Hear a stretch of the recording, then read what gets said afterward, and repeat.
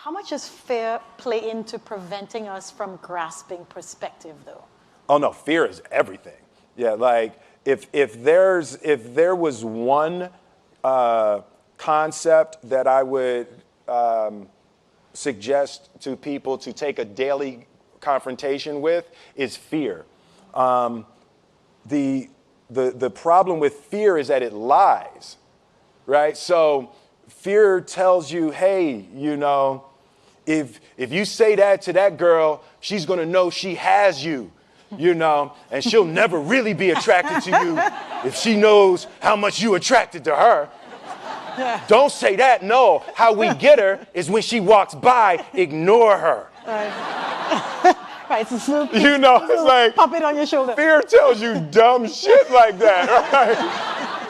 You know, so, you know, for me, the daily confrontation with fear has become a real practice for me since about three years ago. I went skydiving in Dubai, right? And skydiving is a really interesting confront with fear, right?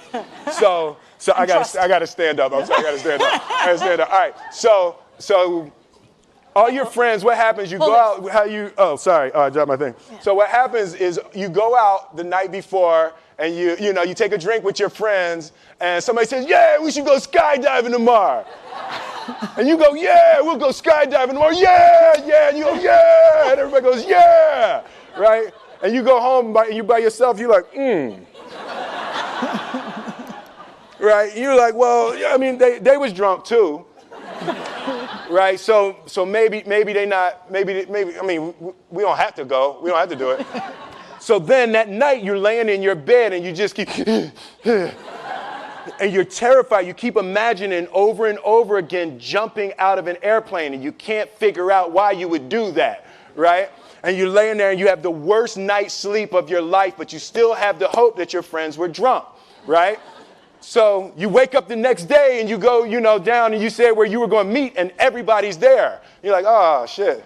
All right, cool, right? So you get in the van and you don't know that your friends had the same night that you had, because they're pretending like they didn't. They're like, yeah, man, my uncle's a Navy SEAL, and this is going to be great. I've been looking forward to this. And you're like, oh my God. And your stomach is terrible. You can't eat and everything, but you don't want to be the only punk who doesn't jump out of this airplane.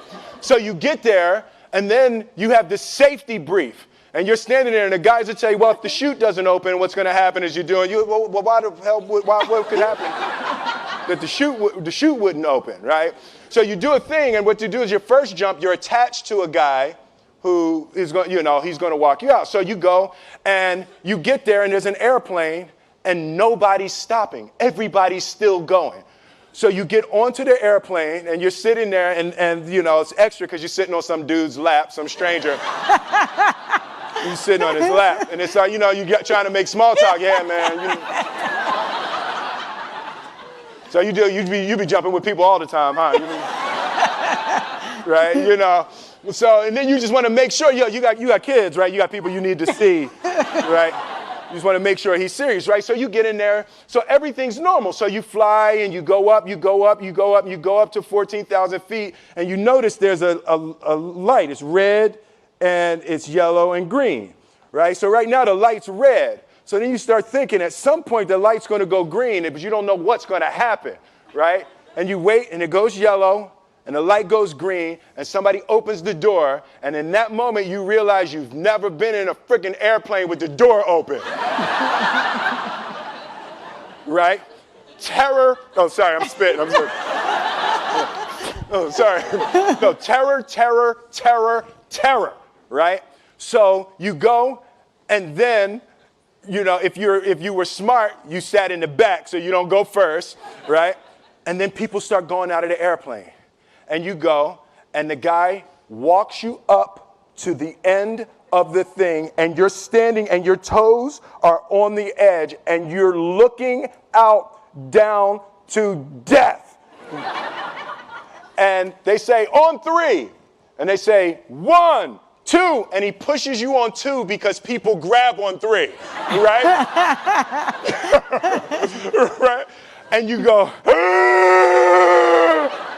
and you fall out of the airplane, and in 1 second, you realize that it's the most blissful experience of your life. You're flying, right? It doesn't feel like falling, right? It's like you actually are kind of held a little bit by the wind, and then you start falling, and there's zero fear. You realize that the point of maximum danger is the point of minimum fear.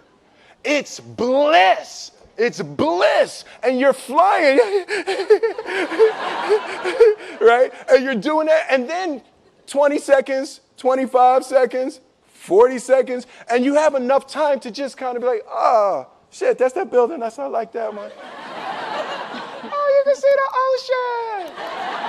Right? You start doing all of that. And the lesson for me was, why were you scared in your bed the night before? What do you need that fear for? Just don't go. Why are you scared in your bed 16 hours before you jump? Why are you scared in the car? Why could you not enjoy breakfast? What did you need that? The fear is fear of what? You're nowhere even near the airplane. Everything up to the stepping out, there's actually no reason to be scared. It only just ruins your day. You don't have to jump. And then in that moment, all of a sudden, where you should be terrified is the most blissful experience of your life. And God placed the best things in life on the other side of terror. On the other side of your maximum fear are all of the best things in life. You know? Mm-hmm. So that was sorry. So that was, no, it's good. That was my experience with skydiving and fear. All right. All right. So practically speaking. But I didn't like that take. I'm going to do it again. Back to the top. I can sell that better. Oh, no.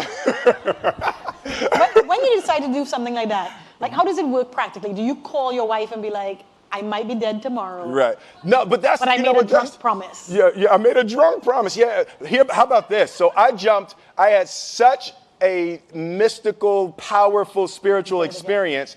I flew home and got my sons, and I went back, and 10 days later, my sons jumped, right? Yeah. Now, that was a little different. Oh, see, that makes me stand up, right? Because I'm scared, right? So Jaden went first, right? Jaden wants to do everything first. So I'm sitting there and I'm like, yeah, my sons are going to have this crazy experience. And then Jaden went out of the airplane. And I was like, Then my oldest son, Trey, goes up and he goes out of the airplane. And I was like, this could potentially be the worst display of African-American parenting in history. Right. I was like, both my sons just fell out of an airplane. Jumped. Right? Jumped. Right? Because I told them to. But again, the fear again. I was like, oh my God. So I told the dude, I was like, listen, I want to see them go out, but I also want to see them land. And he's like, no, it's cool. So this time we went out and we did the straight bullet, and I just went straight down past them. Right? I was like, and he's like, good. Right, did the bullet straight past, pulled the chute late. Oh, sorry, this makes me spit. I'm sorry. Pulled the chute late, landed, and then videoed them coming down. But it was like, they had the same thing, the same experience with the fear. But that I'm telling you, the confrontation with fear is an absolute magical way of facing the things we have to do in this life. You know, forget security, live for experience, right? So with that, every morning when I get out of the bed, you know, I haven't fixed everything in the world yet, so there's always something to do. And in this film, I read an interesting quote for the Siddhartha Gautama, the Buddha. He said that good people have to get out of the bed every day and try to empty the ocean with a ladle, right? And I thought that was, you know, I knew that was profound, and I paused for a second, and I said, all right, what the hell is a ladle, right?